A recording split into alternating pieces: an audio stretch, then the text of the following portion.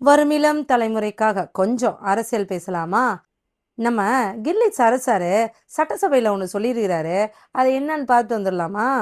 முதல்வரின் சேவையை பாராட்டுவோருக்கு சேவை வரி விதித்தால் இந்தியாவின் கடனை இன்றே அடைக்கலாம். ஆமா, நம்ம கில்லி சரசர் சொல்லிட்டாரு.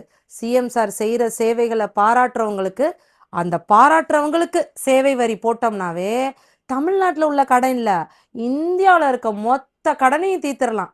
அப்போ இனிமே என்னன்னா, டிவிகே வாரியர்ஸ் நீங்கள் தான் ஃபஸ்ட்டு அந்த வரி கட்ட போகிறீங்க. ஏன்னா நாங்களாம் ஓட்டு போடலை, அதனால் நாங்களாம் அந்த வரி கட்ட தேவையும் இல்லை, நாங்கள் யாரும் அவரோட சேவையை வந்து பாராட்டவும் இல்லை.